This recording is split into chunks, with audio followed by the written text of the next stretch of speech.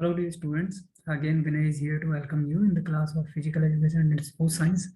मेरे प्यारे बच्चों, हम लोग बात कर रहे हैं एपीएस एग्जाम के बारे में, मतलब आर्मी पब्लिक स्कूल एग्जाम के बारे में। ठीक है, जैसे कि इसकी शुरुआत में डेट जो डेडलाइन थी वो 28 थी और बाद में उसको एक्सटेंड करके 30 कर दिया गया था। ठीक है, अब इसमें कई लोगों की मेरे पास कॉल आई थी बहुत सारी क्वेरीज के बारे में। तो सिंपली मैं सबसे पहले आपको बता दूं कि ये एक नॉन गवर्नमेंटल ऑर्गेनाइजेशन है। ठीक है, इसमें कई बार जो वैकेंसीज होती हैं वो परमानेंट होती हैं और कई बार नहीं होती हैं। राइट, मोस्ट ऑफ केसेस में इनमें परमानेंट वैकेंसीज नहीं आती हैं। ठीक है, यहाँ एक टर्नओवर पीरियड रहता है, लगभग हर साल उनका अपॉइंटमेंट होता रहता है। ये कॉन्ट्रेक्चुअल बेस है और ये डिपेंड करता है कि आप लोगों ने कितना, मतलब कितने टाइम का कॉन्ट्रैक्ट आपका स्कूल से होता है। तो बेसिक जनरल इन्फॉर्मेशन मैं आपको इसके बारे में क्लियर कर देता हूँ। इसमें 136 आर्मी स्कूल्स हैं। ठीक है, जो कंटोनमेंट्स, जो आपके मिलिट्री स्टेशन होते हैं उनके अराउंड्स होते हैं ये सारे स्कूल्स।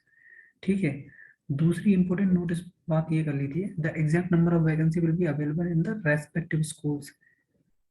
ठीक है, ये इनके जो रेस्पेक्टिव स्कूल्स होते हैं इनके खुद के मैनेजमेंट के द्वारा रन किए जाते हैं। ठीक है, और उसमें क्या होगा, जो आपका ये एग्जाम होगा, राइट, इसमें जो सिलेक्शन प्रोसेस है पूरा वो मैं आपको बता दे रहा हूँ। उससे ये सारा का सारा जो भी सिनेरियो है आपके सामने वो क्लियर हो जाएगा पूरी तरह से, तो आपको समझने में और आसानी हो जाएगी। ठीक है, अब इसका पहले सिलेक्शन प्रोसेस समझ लेते हैं। सबसे पहले इसमें होता क्या है, जैसे कि अभी आपके एग्जामिनेशन के फॉर्म आए हुए हैं। ठीक है, ऑनलाइन स्क्रीनिंग टेस्ट, OST करके होता है ये। ठीक है, ये 19 से 20 फरवरी को आपको एग्जाम ये होना है अभी, जिसके फॉर्म भरे गए हैं। ठीक है, एक बात ये आप क्लियर कर लीजिए। Then what will happen later, कि इस एग्जाम को अगर आप क्वालिफाई करते हैं तो उसका एक स्कोर सीट कार्ड आपको मिल जाएगा। ठीक है, ये एक तरह से ये समझ लीजिए कि आपका एक प्रिलिमिनरी एग्जामिनेशन है। ठीक है, अगर वो कार्ड, जो कार्ड होल्डर्स हैं, कई बार ये होता है ये हर ईयर कंडक्ट कराया जाता है, राइट, तो अगर आपका स्कोर पिछले में अच्छा नहीं है तो आप उसको स्कोर को क्या कर सकते हैं, इंक्रीज कर सकते हैं। ठीक है, दूसरा ये है कि इसका पेपर जो होता है वो बेसिकली इसमें दो पार्ट्स होते हैं, पार्ट 1 और पार्ट 2। इनमें अलग अलग पूरा क्वालिफाई करना होता है। पार्ट 1 को आप क्वालिफाई करते हैं तो ऑटोमेटिकली आप पीआरटी के लिए क्वालिफाई हो जाते हैं। ठीक है, और पार्ट 2 में तो आपका टीजीटी और पीजीटी ये दोनों रहता है। ठीक है, अब क्या होगा आगे और समझते हैं। इस बात को नोटिस में और अच्छी तरह से समझ लीजिए। Please note that the score card itself does not entitled to candidate to point. ठीक है, मतलब अगर आपने एग्जाम पास कर लिया तो इसकी कोई गारंटी नहीं है कि आप तुरंत अपॉइंटमेंट आपकी हो जाएगी, नहीं। अब उसके बाद दूसरा स्टेज 2 और स्टेज 3 का सिलेक्शन प्रोसेस शुरू होता है, राइट। अब इसमें होगा क्या, वेरियस एग्जामिनेशन के जो सेंटर्स हैं इनके, या फिर मैं ये कहूँ डायरेक्टली कि इनके स्कूल्स जो हैं, इनके स्कूल्स में वैकेंसीज आती हैं।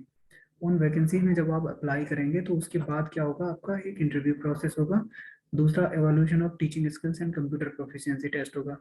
ये दोनों एग्जाम जो है वो आपके स्कूल ही कंडक्ट कराएगा और वो अपने बेसिस पे जिस तरह से उसको कराना है वो करा लेगा।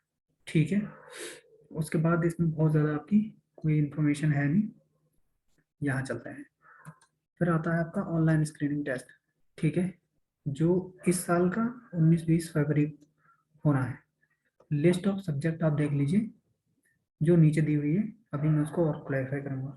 इसमें क्वालिफिकेशंस पे आते हैं हम लोग। बेसिक क्वालिफिकेशन पीजीटी के लिए क्या है आपका 50% एग्रीगेट, और आपका बीएड में 50% हो, ग्रेजुएशन में 50% से कम नहीं होना चाहिए। ठीक है, और डिप्लोमा वही सब 50% का क्राइटेरिया इनका है। ठीक है, अब देखिए आगे। अब पोस्ट ग्रेजुएट और ग्रेजुएट, मतलब टोटल अराउंड अगर लेस देन 50% आपको बन रहा है, ठीक है, तब आप इसके लिए एलिजिबल नहीं है। दूसरा, और एनेक्सर, जो नेक्स्ट एनेक्सर आपको मिलेगा उसमें हम लोग देख लेंगे। इसमें जो फ्रेशर्स कैंडिडेट है, ठीक है, less than 5 year experience, below 40 in case of Delhi, the candidate should be appear to bracket age per DERS, एक अलग ऊपर क्लॉज बना हुआ उसमें आप देख सकते हैं। एक्सपीरियंस कैंडिडेट्स की बात करें तो बिलो 57, इससे ऊपर का एज का कैंडिडेट को ये लोग नहीं लेते हैं। ठीक है, अब क्या बात आती है जो सीटेट और टीट, इसके लिए मैंडेटरी नहीं है, इनका खुद का ओएसटी जो एग्जामिनेशन का आपका कार्ड होता है वो एलिजिबल होता है। दूसरी बात यह है सीटेट और TET conducted by the central state government mandatory for the appointment of the TGT and PRT.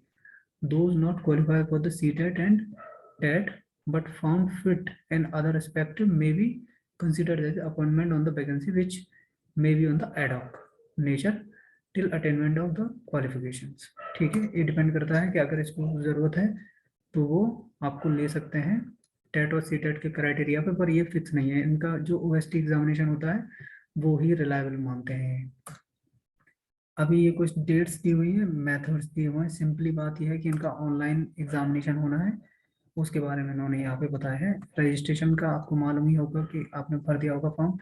Online registration 7 जनवरी को शुरू हुए थे और लास्ट डेट अभी हुई है इसकी। मॉक टेस्ट जो होगा वो आपका ऑनलाइन आप दे सकते हैं। ठीक है, पोर्टल जो है वो 1 फरवरी से खुल जाएगा इस रिगार्डिंग में। ये रहा, ये डेट दी हुई है मॉक टेस्ट। तो आपको क्या है ऑनलाइन, और ये मेरा सजेशन ये है कि प्यारे बच्चों आप में से जितने भी लोग इसको एग्जाम को देने जा रहे हैं तो आप प्लीज़ एक बार मॉक टेस्ट जरूर लगाइए, क्योंकि मॉक टेस्ट से जो है ना वो आपका पूरा कंसेप्ट क्लियर हो जाएगा किस तरह का एग्जाम आना है। ये हु मॉक टेस्ट जो होता है वो सेम टू सेम होता है एकदम जैसे एग्जाम, मतलब एक तरह से एक आपको लेआउट दे देता है। बात आती है एग्जामिनेशन सेंटर्स की, तो बहुत सारे एग्जामिनेशन सेंटर्स बनाए हुए हैं। मैं आपको नीचे एग्जामिनेशन जो सेंटर्स हैं उनको एक बार दिखा दूंगा। ऑनलाइन ही आपके जो एडमिट कार्ड्स हैं वो सारे मिल जाएंगे, रिजल्ट वगैरह सब आपका ऑनलाइन ही आ जाएगा। ठीक है, बाकी जल्दी से मैं देखता हूँ। हाँ चलिए आगे चलते हैं। ये आपकी लिस्ट है बहुत सारे जो आर्मी पब्लिक स्कूल्स हैं, राइट। तो आपको जहाँ भी जो भी देखना है 132 में से कोई सा भी स्कूल आप इसको देख सकते हैं। देन हम लोग आते हैं, सबसे ज़्यादा क्वेश्चन जो है इससे पूछे गए थे कि मेरा सब्जेक्ट ये है, मेरे सब्जेक्ट के बारे में बताइए, मेरे सब्जेक्ट के बारे में बताइए। इंग्लिश की जो है टीजीटी पीजीटी दोनों की वैकेंसी है, हिंदी टीजीटी पीजीटी की। संस्कृत में सिर्फ टीजीटी की वैकेंसी नहीं है, सिर्फ टीजीटी की वैकेंसी है। हिस्ट्री में दोनों है, geography, economics, political science, math, physics, chemistry. अब इसमें आप आ जाइए, इसके अलावा बायोलॉजी में सिर्फ जो है वो पीजीटी की वैकेंसी है, टीजीटी की वैकेंसी नहीं है। वैसे ही साइकोलॉजी में टीजीटी की वैकेंसी नहीं है, कॉमर्स में टीजीटी की वैकेंसी नहीं है, और इधर कंप्यूटर साइंस जो है उसमें टीजीटी की वैकेंसी नहीं है। फिजिकल एजुकेशन वाले बच्चे पूछ रहे थे, टीजीटी और पीजीटी दोनों की वैकेंसी जो है वो अवेलेबल है, तो आप इसके बारे में इंश्योर हो जाइए, कोई टेंशन लेने की ज़रूरत नहीं है। अब एक काम हम लोग ये करेंगे कि नेक्स्ट क्लास में दूंगा, उस नेक्स्ट क्लास में आपको पूरा जो इसका सिलेबस है, सिलेबस और कुछ सैम्पल पेपर्स जो हैं उनसे रिलेटेड पूरी जो है इन्फॉर्मेशन हम लोग उसमें कलेक्ट कर लेंगे, तो आपको मेरे प्यारे बच्चों बाकी किसी भी चीज़ को समझने में कोई परेशानी होगी नहीं। ठीक है, एक बार मैं फिर कह रहा हूँ, यही बात जो है कि आप लोग ये बहुत सारे लोग समझ लेते हैं कि ये गवर्नमेंटल ऑर्गेनाइजेशन है, तो ऐसा बिल्कुल नहीं है। और कई एक बार इसमें ये भी होता है कि जो सैलरी मेंशन होती है, मैंने ऐसा ये नहीं है कि मैं इसको ऐसे ही बोल रहा हूँ, मेरे बहुत सारे फ्रेंड्स ने निकाला हुआ है एग्ज़ाम, खुद मैंने इसको क्वालिफाई किया है। तो इसमें स्कूल्स में कई बार नेगोशिएशंस होती हैं, राइट। जैसे सैलरी आपको दिखा कुछ और रहे हैं, राइट, उस नेगोशिएशन के टाइम पे बोलेंगे कि इतना सैलरी देना है, इतना सैलरी देना है। तो बहुत ज़्यादा अगर आप अच्छे एग्जाम्स की तैयारी कर रहे हैं तो बहुत ज़्यादा आपके लिए ये भी नहीं है कि आप इस एग्ज़ाम को भरें, और जस्ट फॉर टेस्ट देना चाहते हैं तो आप इसको भर सकते हैं, कोई दिक्कत नहीं है। ठीक है, सो मिलेंगे अगली क्लास में, तब तक के लिए नमस्ते।